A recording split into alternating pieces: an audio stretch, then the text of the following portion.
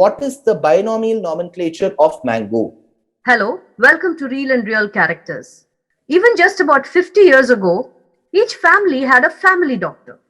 Somebody who knew the entire history of the family, the ancestors, about the grandparents, uncles, aunts, everybody. Not only that, he would also know about the nature, the character, the quirks and idiosyncrasies of each and every family member. So much so that if a woman came to him with a headache, he might first ask her whether she had a fight with her husband and just tell her to go have a hot cup of tea and take a walk on the beach before he sent her for a CT scan. Or if a mother came to him with a child who had a stomachache, he would know whether the kid was faking it to cut school or whether there was a colic problem. Today, in this pandemic, we are not sure whether we have a common cold or the dreaded COVID. And so the doctor's diagnosis becomes all important. But what is important about the diagnosis is something you should listen to Dushyanth Sridhar about.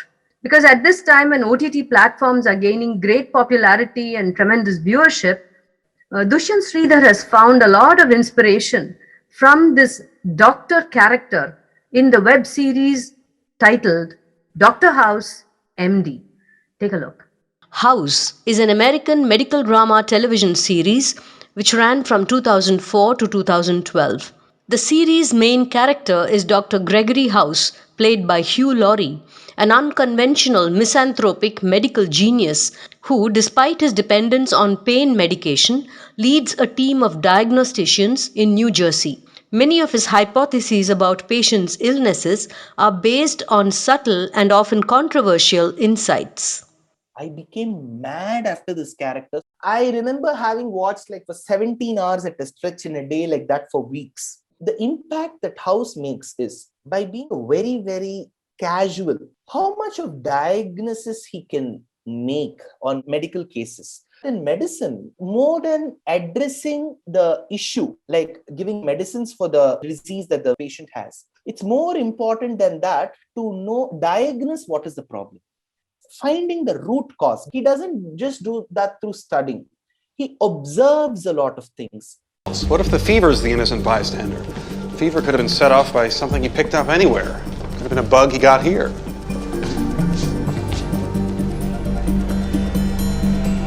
Or a bug he gave here. He gave it to your patient. That's why her tumor shrank. The virus went after the cancer first. And from small instances that could be occurring in his general life, he takes clues out of it and tries to fit in to get an answer to that diagnosis. So there's this happy disorder, so euphoria. He's going into shock. It's cranial bleeding. We need to relieve the pressure. We need a surgical team. Foreman, get out! They all fall prey to this disease where they keep laughing and they don't know how. The house goes back to the real house where they had been inspecting. And then he realizes that the water tank over their house was partially open and pigeons were using them. So pigeons in their body carry certain pathogens which will not harm them, but which will harm human beings. Like how we spoke about the bat theory of corona. That has caused, my grandmother used to keep telling, don't, echa panni kudikada. There is so much of meaning to it. Those pathogens in my mouth, I could still have many, but that would not harm me, that would harm you. And then when we used to have those overhead tanks in our independent house, and they used to come cleaning, my grandfather used to go and check if the lid is closed. That made me relate to this. See how even small little things matter in life. You know, this process of linking.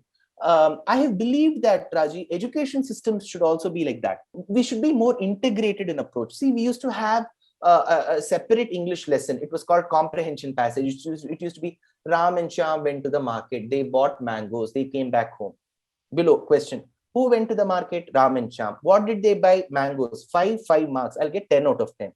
I don't believe this is the right way. If every subject is treated as mutually exclusive with each other, where they have no connection, then comes the question of understanding which subject you like the most, which subject you hate the most. Well, I'm a degreed geologist, and as a geologist, even in the 1970s, when I was studying the magnetic fields of the Earth, what we found was that the magnetic fields were changing. And my immediate question was, what does that mean to us? Because we're living in those fields. So I'd ask my geologist friends, and they kind of had their little blinders on. They said, don't ask me. I'm a geologist. I don't know anything about biology. Go ask a biologist. So I'd ask my biologist friends, and they'd say, don't ask me. I'm just a biologist. We don't talk about magnetic fields. Go ask, a physicist. And it's a beautiful example of the way we have been taught to think, to compartmentalize the world that we live in and the natural forces in the little boxes that we're comfortable studying, called chemistry, biology, geology, physics. And the truth is, nature doesn't work that way. Nature doesn't know about those boxes. There is a world out there, and there are natural forces and fields. And the magnetic fields of our planet are a very, very powerful part of our lives every day. Every form of life is influenced by the magnetic fields of the earth. Every blade of grass, every bacteria, every hamster, every goldfish, every CEO of every corporation, every leader of every nation. Though there truly is no them and us, there's a we when it comes to the magnetic fields. I feel subjects have to be integrated. While I am studying a passage, questions should be asked related to maths. Tell me, what is the binomial nomenclature of mango? See, a lot of things can come through integrated approach. I feel Dr. House got this integrated approach into me. The impact that he made in me, Raji, is while I deliver my lectures as well, normal kalakshepams, normal upanyasams on Srimad Ramayanam, Sri Mahabharatam, wherever needed, relevant, I bring in maths and physics there. I bring in chemistry there. 1 plus 2 plus 3 plus 4 is 10. 10 into 4,32,000 years is 43,20,000 years, which is one Chaturyugam. The payasam that emerged from the sacrificial fire when Dasharatha was performing Putrakamishti after Ashwamedham was brought in a golden pot with a silver lid or a silver pot with a golden lid. I make sure I explain why Valmiki has mentioned golden pot, silver lid. Why one is aurum, why is one argentum? What is the heat conductivity that we see in those metals? To say that all our rishis were also Dirghadarshis, but in terms of science and maths as well. They were not people who were just writing stories. Bhakti is one aspect. Jnanam is the other aspect. Both have to be combined. And this, I can tell you, the impact House made is immense. There is an ancient parable where a few blind people try to describe an elephant. One touches the trunk and says an elephant is like a thick rope. The other touches the tail and says, no, it's like a snake. A third touches the legs and says, no, it's like a pillar. And a fourth touches the ears and says, no, an elephant is like a big fan. Our education system is something like this. It teaches children to think with blinders on. And so they don't see the connection between the various subjects that they learn. And as a result, they often miss the big picture. We think our body is biology and the mind is psychology. But here's a thought. A thought carries an electrical charge, which sends signals throughout the body and brain through the nervous system.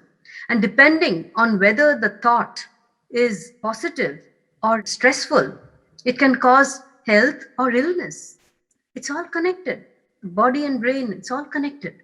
While it is good to specialize in a subject, it's equally important to understand the context of that subject, to see how it fits into the larger scheme of things. If children don't understand the context of the subject that they are learning, how will they be able to choose where they want to fit into life, into this world? And this is the tragic situation which many, many youngsters find themselves in, studying subjects without understanding how it impacts them, or working in jobs which make no meaning to their lives. If we want to create holistic individuals who can be builders of a nation, we need to really rethink the way we teach and learn.